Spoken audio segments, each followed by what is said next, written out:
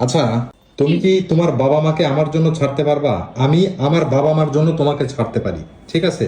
আমার দিক থেকে আমি ক্লিয়ার।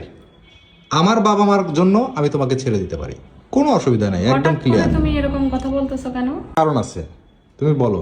কি কারণ? আমি তো কোনো ভুল করি নাই, আমি তো তোমার বাবা মার সাথে কোনো বেয়াদবি করি নাই। তাহলে তুমি পারবা কিনা সেটা বলো। দুনিয়াতে বাবা মাও আপন, স্বামীও আপন, কাউকে কি ছেড়ে দেওয়া যায়?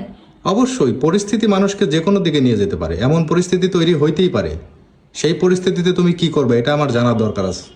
বাবা মার জন্যই আজকে আমি দুনিয়াতে আসছি। আমার বাবা মা এত আদর যত্ন করে বড় করছে আমাকে, এখন তুমি বলতেছো বাবা মাকে ছেড়ে এখন তোমার বাবা মা তো তোমাকে দেখে না, তোমার দেখভাল তো আমাকে করতে হয়। তোমার স্বামী তোমার দেখভাল করে, তোমার শ্বশুর শাশুড়ি তোমার দেখভাল করে। তুমি শ্বশুর বাড়ির লোক, এখন স্বামীর ঘরের লোক। সুতরাং হিসাব নিকাশ করে উত্তর দাও। আমার মনে হয় পৃথিবীর সব থেকে কঠিন প্রশ্ন এটা। কারণ বাবা মার জন্য সন্তান দুনিয়াতে আসে, বাবা মাই সন্তানকে বড় করে, আদর যত্ন করে। সব থেকে সেফ জায়গা বাবা মার কাছে। তো এখন বিয়ের পর একটা মেয়ের কাছে তার স্বামীও আপন। তো আসলে কোনটা রেখে কোনটা বেছে নিব আমি, সেটা সত্যি অনেক বড় প্রশ্ন। এই প্রশ্নের উত্তরটাই তো তোমাকে দিতে হবে। আমার জন্য বেশি পড়ে নাকি বাবা মার জন্য বেশি পড়ে আমার জানতে হবে না? তুমি কি করবে এরকম পরিস্থিতি আসলে? আমার বাবা মার জন্য কিন্তু আমি গ্রহণ করব না, প্রয়োজনে তোমাকে আমি ছেড়ে দিব। তোমার জন্য আমি আমার বাবা মাকেও ছাড়তে পারি। হ্যাঁ, হ্যাঁ, এটাই বাস্তবতা, এটাই সত্যি। কারণ একটা মেয়ের বিয়ের পরে তার স্বামী সব। আমার বাবা মা এখন আমার সাথে থাকে না, আর আমি যদি তাদেরকে ছেড়ে দেই, আমি জানি হয়তোবা তাদের কষ্ট হবে মানসিকভাবে, কিন্তু কি হবে আর কি হবে, কষ্টই তো হবে। তুমি এখনো তো তোমার বাবা মার সাথে নাই, ঠিক সেটা না? ঠিক আছে, কিন্তু একদম যোগাযোগ বন্ধ করে দেওয়া আর সাথে না থাকা দুইটা কিন্তু আলাদা বিষয়।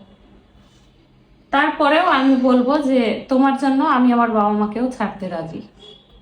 কারণ তোমার সাথে যে সম্পর্কটা আমার তৈরি হয়েছে, এটা আমি একজন মেয়ে হিসাবে চাইবো যে মৃত্যু পর্যন্ত এই সম্পর্কটা থাকুক। আমি যতদিন এই পৃথিবীতে আসছি ততদিন থাকুক। এত বড় একটা সিদ্ধান্ত নিতে পারলা কিভাবে বলো তো? এরপরে স্বামী সব। আমার বাবা মা বয়স হয়ে গেছে, আমার বাবা মা চাইলেও এখন আমাকে তাদের সাথে রাখতে পারবে না, কারণ তারাই নির্ভরশীল হয়ে যাবে একটা সময়। তো স্বামী একমাত্র অবলম্বন।